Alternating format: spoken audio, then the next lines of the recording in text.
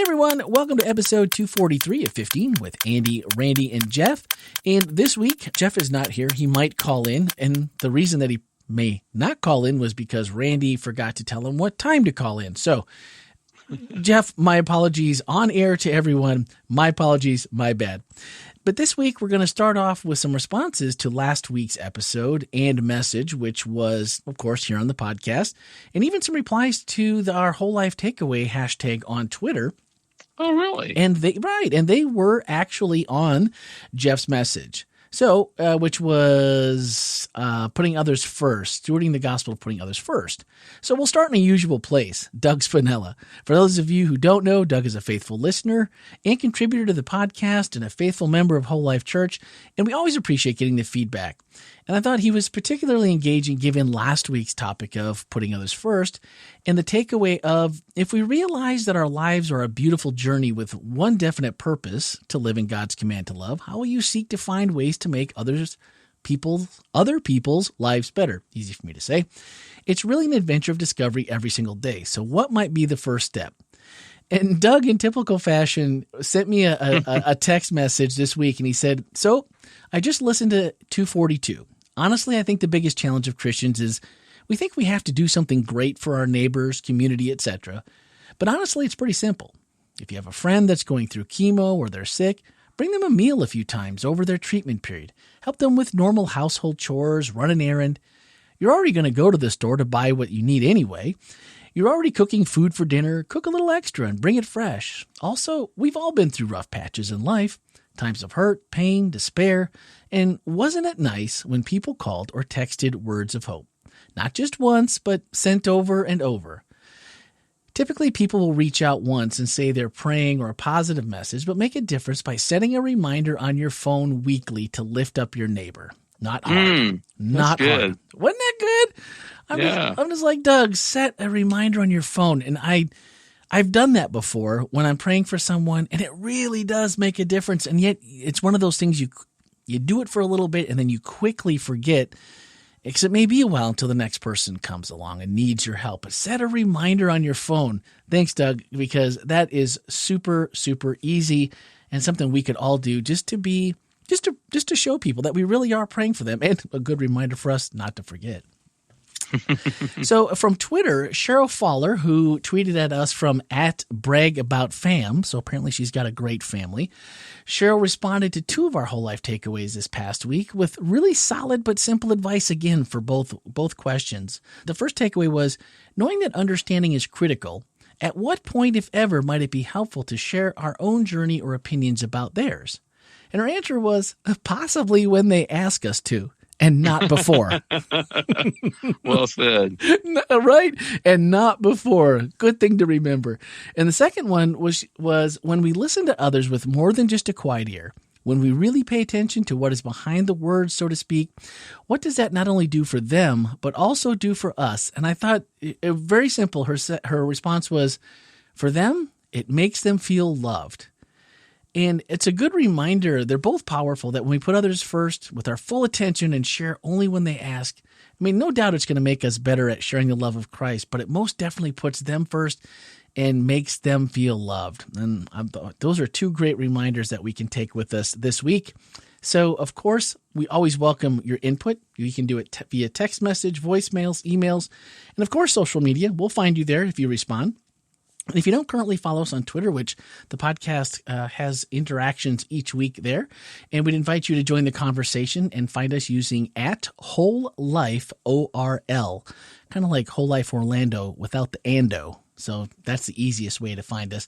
And you'll also find each week all of the Whole Life Takeaways, as well as in our sister podcast, Speaking of Grace. So if you go to the show notes on that episode, each week you'll find them all there. So thanks again to Cheryl and Doug for sharing with us. I always appreciate the feedback. All right, on to this week. We were stewarding the gospel of equality. And you were right last week when you said it might not exactly be what you would expect. Yeah. And earlier in the message this past week, you said, here's the level playing field for the gospel. Here's the equality of the gospel we are to be stewarding. No one is righteous. Not even one. We are all equal. You had that written in caps in your notes. Equally unrighteous. I mean, this shouldn't surprise anyone, should it? That this is like what we're supposed to be thinking about and how we're supposed to be viewing ourselves as well as others? Yeah, but it's so easy to slide a little towards spiritual superiority, feelings. It's just pretty tempting. Oh, I'm glad. I'm not saying I'm perfect, but I mean, compared to so and so. Ooh, darn. That one really that one might have resonated a little bit too hard. That maybe that's gone through Randy's mind more than once. So yeah, maybe that. Andy. Well, is it possible then that we can believe this spiritually, like you just said? I mean, I'm not perfect, but yeah, better than that person, obviously. But maybe we can believe it spiritually, but maybe less so, or not at all as a human in day-to-day life. I mean, I'm not saying we should really be separating those two, because I don't think you can. But in spiritually, we look around and we see, well, these are all children of God, and I'm no better than any of them. But then when we get to our secular side, if you will, which I know we've talked about this in the past as well, there's not really a difference between these two, or there shouldn't be, particularly for Christians. But then you, in your secular human side, you go, whew, maybe in your job. I mean, I have a degree, this person doesn't. I read more than they do. I dress better than they do. I'm more of a professional. I mean, there's a million things you could add here. Can there be a difference in those two? Well, yeah. I mean, the fact that some people have, I'll use educations, that some people never finished kindergarten and others have 3 doctorates. Yeah. They're obviously going to have different windows of opportunity. They're going to have different experiences in life. But from a spiritual standpoint, they're the level ground underneath all of that stuff is we share the commonality that we're all sinners. I like that simplicity. And I'm just thinking about, like, since I've heard the message the first time, just thinking about little ways that we can remind ourselves. And I don't know why we need reminders. I mean, I know why we need reminders, but I hate that maybe I should put it this way. I hate it that we need reminders that this is the case, because in those moments when you really are listening, you're in the Word, your prayer life is where it needs to be, or as good as it's ever been, and you're studying and you're really trying to make a connection with God in that relationship one-on-one. When you see people, when you're in those times, at least for me, speaking personally, the way I see people, the way I treat people, and the way I think about people are totally different than when I'm not. That's interesting. And I think it's just because the more that those things are on your mind, the more you're studying, the more you're communing with God, you can't really help but see things other than that.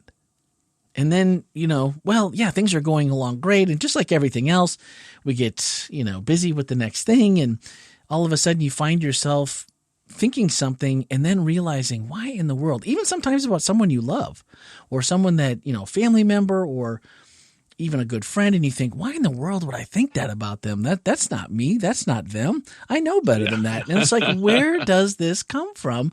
And then you stop and think, yeah, I know where it comes from. And then it's, oh yeah, it's me that's out of tune with God. And I just don't, I wish there was just some way that we could just prioritize that. And like, we all go through probably good streaks and bad streaks. I know, speaking personally here, that's definitely me. I go through ups and downs when it comes to that.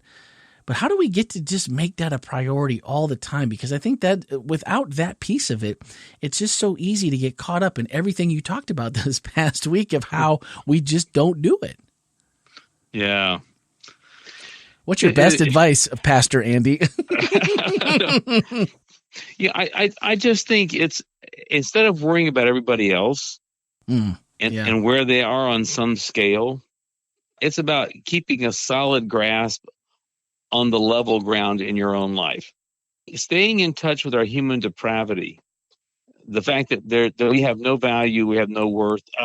Great quotation from, I just had it right here, William Temple. He writes, "The only thing of my very own which I contribute to my redemption is the sin from which I need to be redeemed. Oh, ouch. Oh, ooh, who was that? That's William Temple. Sir William Temple. Yeah. We tend to want to think that I think most Christians are comfortable saying, hey, we don't save ourselves. Works, we can't be saved by works. Sure. But we still think that we contribute something. Okay. Yeah. That I put my finger on the scale somewhere and tip it in the right direction. I love it. The only thing of my very own which I contribute to my redemption is the sin from which I need to be redeemed. Man.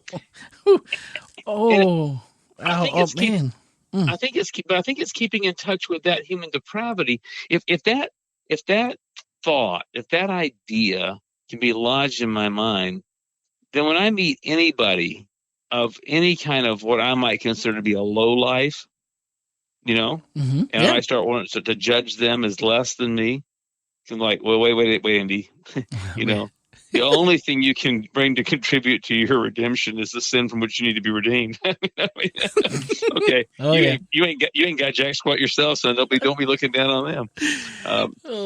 So I really think I think this whole talk about stewarding the gospel of equality is a talk and a concept for self-application more than it is one for projection on others.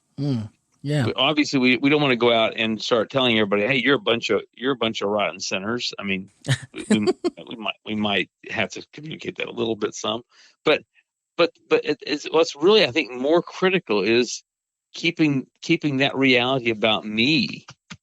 Don't lose that. Am I saved? We're talking about reconciliation this week. Am I saved? Yes.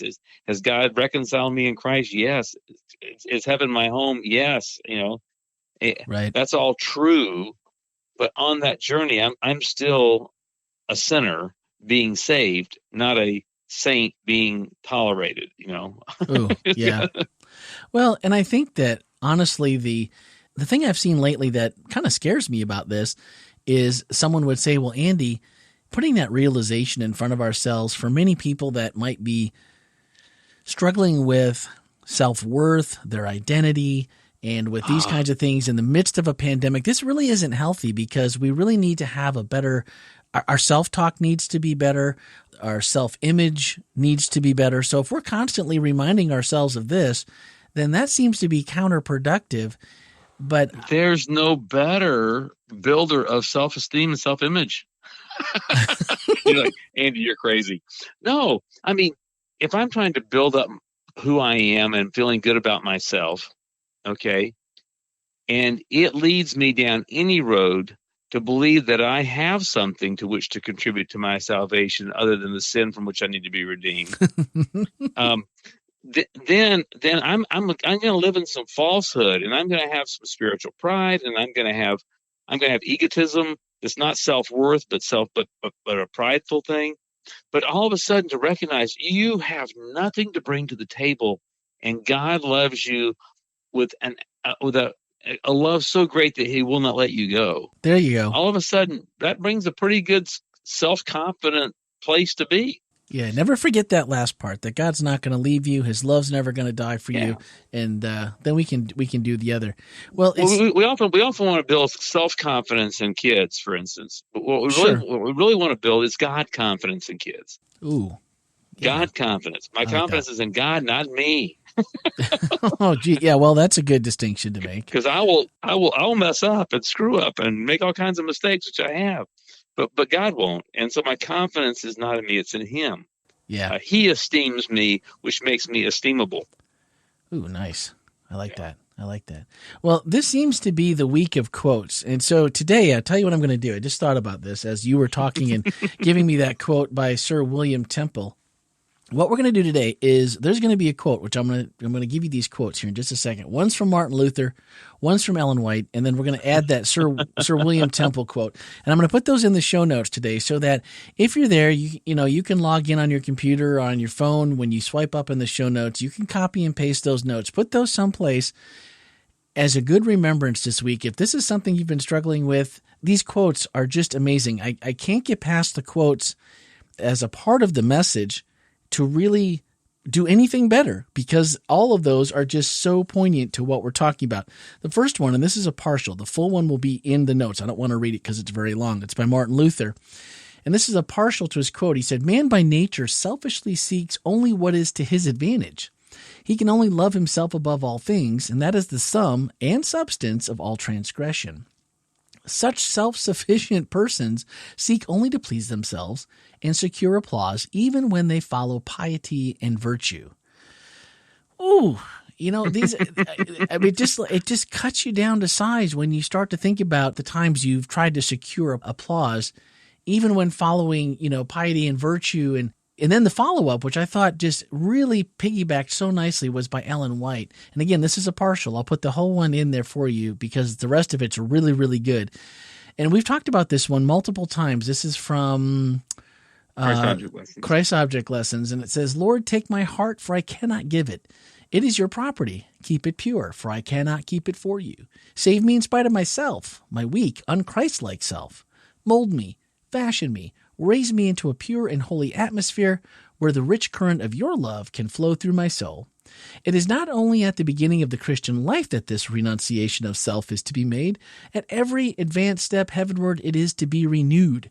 All our good works are dependent on a power outside of ourselves. Therefore, there needs to be a continual reaching out of the heart after God, a continual, earnest, heartbreaking confession of sin, and humbling of the soul before Him. Only by constant renunciation of self and dependence on Christ can we walk safely." Goodness gracious. And there's more to each of these. And again, they will be in the show notes, because this week already, these are things I've just been reading over and over again and letting them sink in, and to hopefully just be that subconscious person speaking in my head as reminders of these things, that no matter what we try to do, no matter what we think we bring, just like the quote here from Sir William Temple, the only thing we have to bring is the sin which we need redemption from. And all of these things really wrap up so well in this part of this stewarding equality. And really, they go in part of the whole message.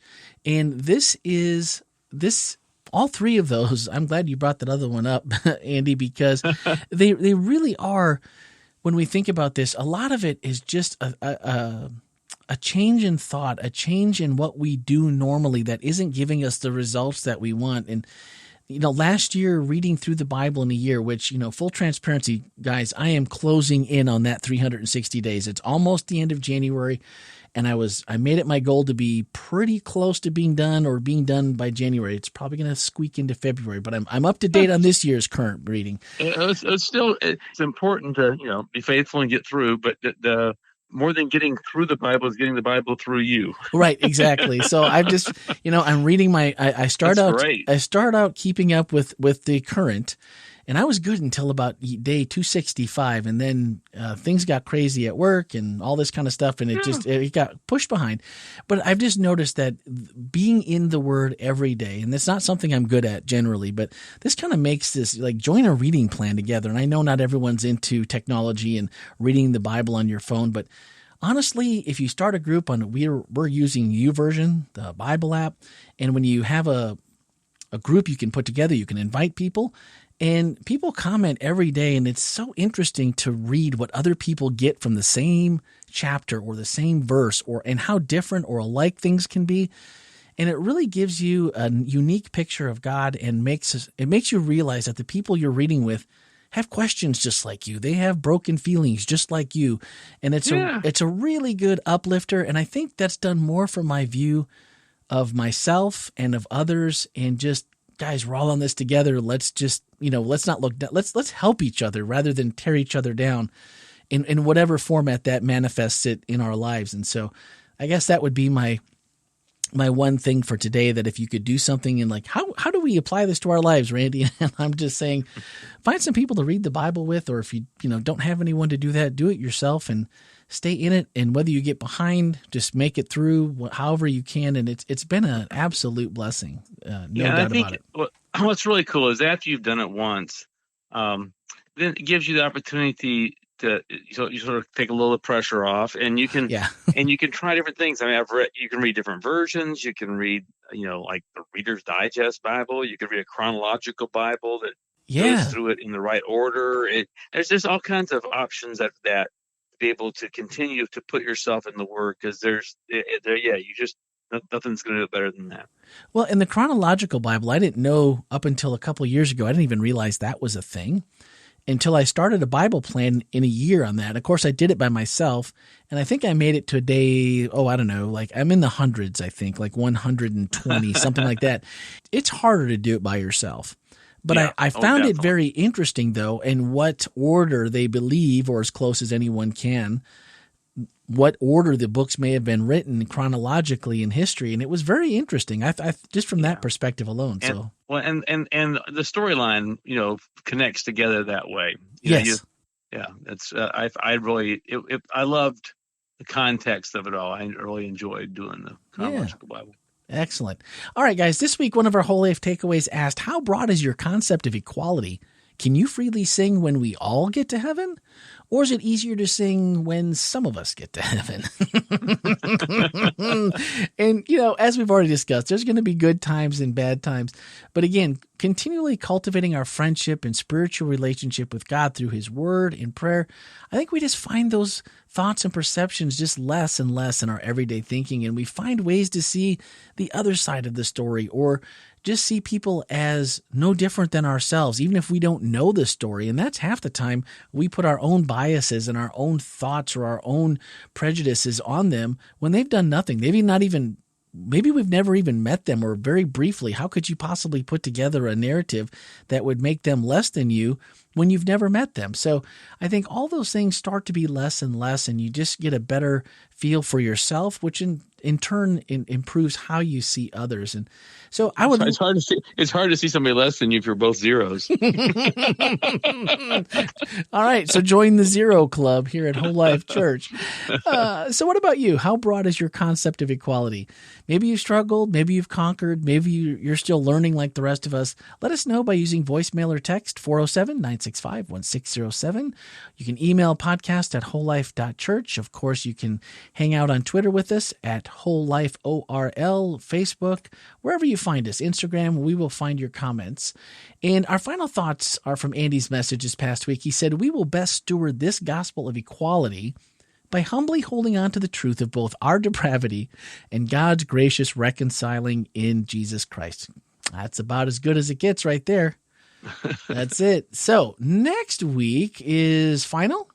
It's the last of this series of Stewarding the Gospel, and it's Stewarding the Gospel of Reconciliation. Reconciliation. And, so I sat down today actually and spent just some quiet time sitting outside, pondering the reality of reconciliation, and reading the text that we'll be preaching through, and thinking about being reconciled versus being irreconciled.